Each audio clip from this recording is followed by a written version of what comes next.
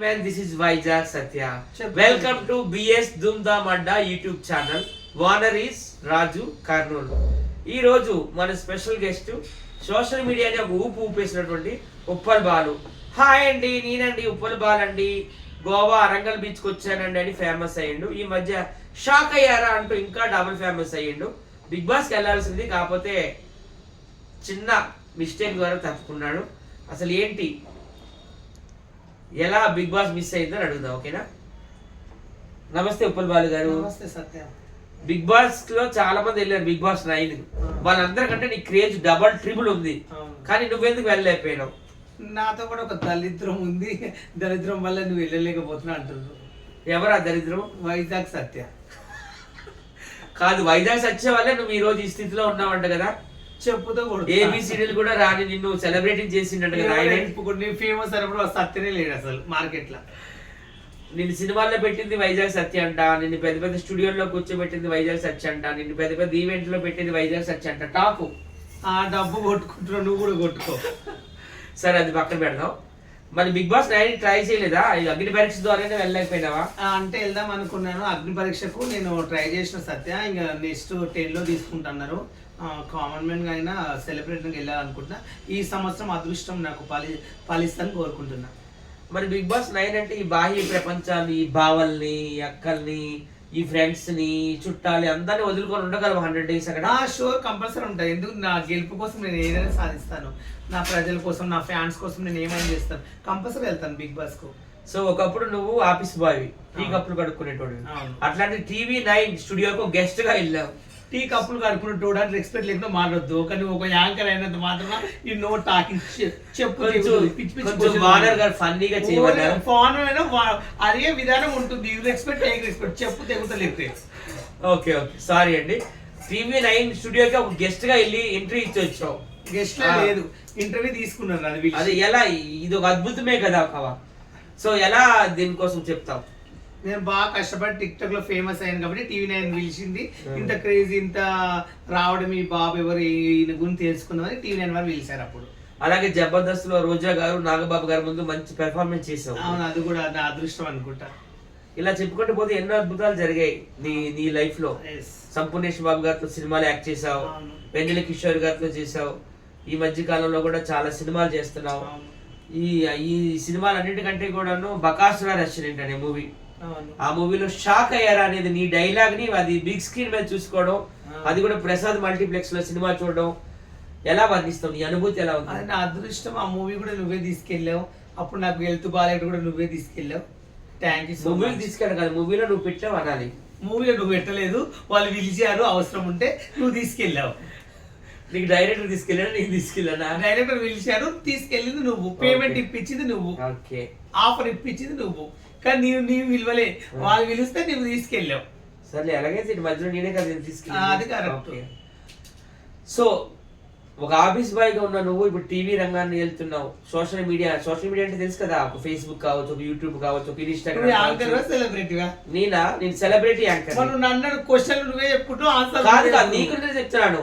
ఒక ఆఫీస్ నన్ను అడగాలి, నువ్వు చెప్పొద్దు. ఒక ఆఫీస్ బాయ్ గా టీ అందించుకునే నువ్వు సోషల్ మీడియాలో, టీవీ ఇండస్ట్రీలో, సినిమా ఇండస్ట్రీలో దున్నేస్తున్నావు కదా.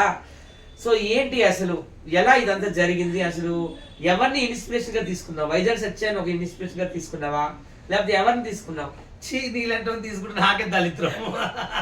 నిజం చెప్పాలంటే ఈ రోజు నేను స్థాయి ఉన్నానంటే మా చుట్టాలు కాదు, మా ఫ్యామిలీస్ కాదు, ఎవరు కాదు.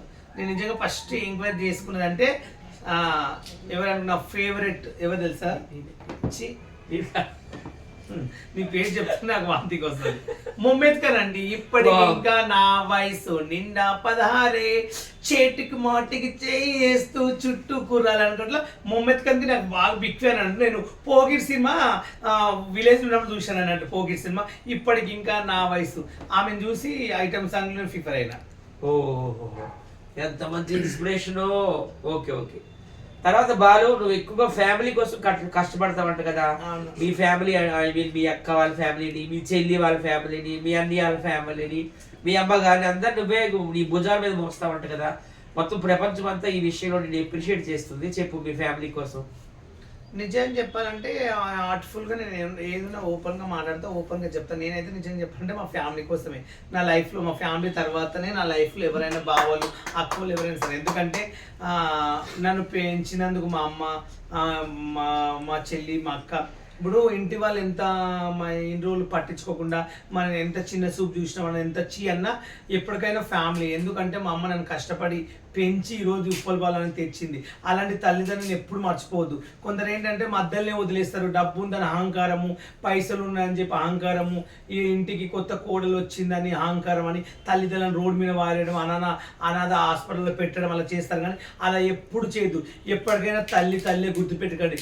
9 నెలలు కడుపులో పోసి మళ్ళీ 9 నెలలు మన భుజాల మీద ఎత్తుకుని 2 సంవత్సరాలు దాకా 3 ఏళ్ళు 5 10 ఏళ్ళు వచ్చే వరకు మనకు ఒక ఏజ్కి వచ్చే వరకు వాళ్ళ కంటికి రెప్పల్లా చూసుకుంటారు. మనం ఎందుకు చూసుకుంటారు అది వాళ్ళకే తెలుసు. ఆ ఇల్వ మీకు అర్థం కాదు. ఏంటంటే అవన్నీ వదిలిపెట్టి వాళ్ళు అసలు నీకు నాన్ వేసికి నీకు ఏంటి సంబంధం? అది నాన్ వేసికి నీకు ఏంటి సంబంధం? నా అన్వేషణ నువ్వేమైనా ఉంచుకున్నావా?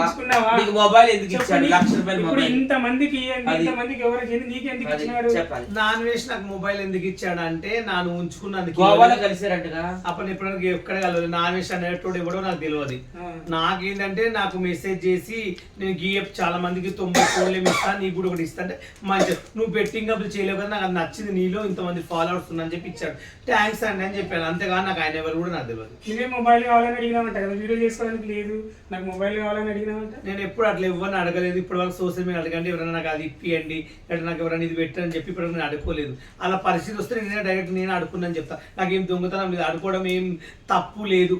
కానీ నేను అడుకోలేదు, అడుకున్నాను చెప్తాను. ఇప్పుడు నా అన్వేషణ అనే పిచ్చి కుక్క, ప్రపంచ యాత్రికుడు అని చెప్పుకునే ఒక బొచ్చు కుక్క భారతదేశాన్ని, భారతదేశ సంస్కృతిని, సాంప్రదాయాన్ని, భారతదేశంలో ఉన్న దేవతల్ని, భారతదేశంలో ఉన్న కవుల్ని కూడాను ఇష్టం వచ్చినట్టు తిడుతున్నాడు. మనం ఆయనకి ఏం సమాధానం చెప్తావు? వాడొక పిచ్చి పూకోడు, వేషం ఉండ కొడుకు, వాడు నాశనం అయిపోని, వాడు కరోనా రాని, వాడు గత్తర ఉట్ట, వాడు ఇక్కడ ఉట్టి ముండ కొడుకు, వాడు పిచ్చకాయలు గొయ్యా ఓని అంటే కాదు. ఇప్పుడు ఆయన ఏమన్నా అంటారు అనేసి నువ్వు ముందే వీడియోలు చేసి పెడుతున్నావు ఆ నాన్ వేసి మీద. చీ నాకే నాన్ వెజ్ తెలియనప్పుడే నేను తిట్టినప్పుడు తిట్టిన, నాశనం అయిపోయినా తిట్టిన. మొబైల్ ఇవ్వకముందే తిట్టిండు. మొబైల్ ఇవ్వకముందే నేను తిట్టిన. ఒకసారి non veg and Vijju Goud phone non veg నా అయ్యనా, మా బావనా, మా చుట్టమా, మా పాలుడు ఓడేవాడని నేను భయపడతా. వానికి ఎదురు నీళ్ళంటూ కూడా నేను ఎవరికి భయపడను. మంచి వాళ్ళకే నేను చుక్కలు చూపిస్తాను. నాకేం భయం? ఇద్దరు కలిసి ఏమైనా చేద్దాం అనుకుంటున్నారా? నువ్వు చేయలే ఫస్ట్ కర్రీముఖాన్ని. ఇద్దరు కలిసి ఏమైనా చేద్దాం అనుకుంటున్నా. ఆడెవడో కాదు బాలు నాన్ వెజ్ ఏమన్నాడంటే ఆ లుచ్చగాడు నేను 14 ఏళ్ళ అమ్మాయిని ₹1000 ఇచ్చి అనుభవించాను అన్నాడు. అది ఫోక్ షో కింద కేసు అవుతుంది. ఏం చెప్తావు దానికి? వాడిని ఇప్పుడే గవర్నమెంట్ పట్టించుకుని వాడిని పాస్పోర్ట్ అంతా తీసేసి వాడిని జైలు వేసి ఉరి తీయాలని నా కోరిక. సీతాదేవి అందరూ తెలుసు, భూదేవి యొక్క పుత్రిక, భూమిలో నుండి పుట్టింది. ఆమెను ఎవరైనా టచ్ చేసినా కానీ భూకంపంలో కలిసిపోతారు. అట్లాంటిది ఆమెను రేప్ చేశారు అంటున్నాడు. అలాగే ద్రౌపది దేవి, ఆమె అగ్నిపుత్రిక, అగ్నిలో నుండి పుట్టింది. ఆమె ఎవరు పట్టుకున్నా భస్మం అయిపోతారు. ఆమెను కూడా రేప్ చేశారని ఈ పిచ్చి కుక్క పోస్తుంది. విన్నారా నువ్వు? పిచ్చి కుక్కలు అరుస్తావు. బావు వాడొక పిచ్చి పుక్క కొడుకు, ఏది పడితే అది మాట్లాడుతుంటారు. అందుకు కూడా ఫాలోవర్స్ అందరు తగ్గిపోతున్నారు, అందరూ అన్ఫాలో కొట్టుతుండ్రు. ఇప్పుడు ఇన్స్టాగ్రామ్ కూడా బ్లాక్ చేసుకున్నట్టు కనబడతలేదు. అదే భారతదేశం అంటే రేపిస్టులు భయపడ్డాడు. ఇప్పుడు భయపడి సారీ చెప్తున్నాడు. భారతదేశంలో సేఫ్టీ లేదంట, భద్రత లేదంట, రేపిస్టుల కంట్రీ అంటున్నాడు. వాడు ఇప్పుడు ఎంత వాడు కనబడతలేడు, భయపడ్డాడు. ఆల్రెడీ రీల్స్ కూడా పెట్టట్లేడు. ఇప్పుడు శివాజీ మరి బట్టల గురించి మాట్లాడినాడు కదా, దాని గురించి ఎంత గొడవ అంత వచ్చింది. మరి శివాజీ మాట్లాడింది కరెక్టేనా రాంగా? శివాజీ పార్ట్ 1లో అయితే ఇలా ఉండాలి, మంచిగా ఉండాలని చెప్పాడు. పార్ట్ 2లో మాత్రం ఇలా నోరు జాగాడు కాబట్టి తప్పే. కానీ శివాజీ 100% ఉన్నది చెప్పినని నేను అనుకుంటున్నా. పక్క అవును. అంటే మంచి బట్టలు వేసుకోండి, పద్ధతికి వెళ్ళండి, ఎక్కడికైనా వెళ్తే ఇబ్బంది కావద్దు అని చెప్పాడు. తప్పేం లేదు దాంట్లో. శివాజీ గారు ఫస్ట్ ఎపిసోడ్ లో బాగానే మాట్లాడాడు. మన భారతదేశం సంస్కృతి సాంప్రదాయాలకు తెలియవు, సో అందరూ పద్ధతిగా ఉండండి అన్నారు, బాగుంది. రెండో ఎపిసోడ్ లోకి వచ్చేసరికి ముండలు, దరిద్రం కొట్టులు, సామాన్లు, ఇప్పుడు ఒక శిశువు యొక్క ఆకలిని తీర్చే భాగాల్ని సామాన్లు ఆ పార్ట్ని తప్పది. కనుక ఆయనకి మహిళా కమిషన్ నోటీస్ వచ్చింది, వెళ్ళాడు, చెమటలు కక్కాడు, సారీ చెప్పాడు.